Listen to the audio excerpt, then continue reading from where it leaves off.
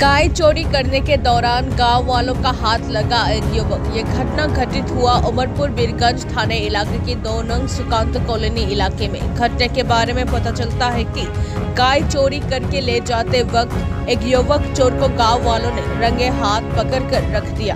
बाद में बीरगंज थाने में खबर देने के बाद थाने की पुलिस तुरंत मौके पर पहुंचकर उस युवक को गाँव वालों से छुड़ाकर थाने ले आया। घटने के बारे में और बारीकी से गांव वालों ने बताया है।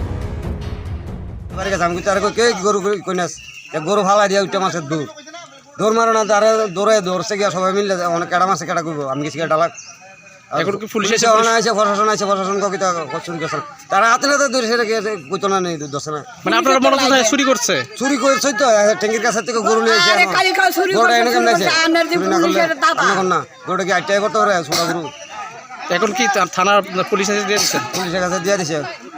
নাম জানতে পারছেন থেকে আর নাম টাবেলের নাম কি আর আমরা মনে থাকেনি কিতা জানি কইছে সমস্যা। এই জায়গাটা কোন জায়গা? এটা 2 নং সুকান্ত বলে।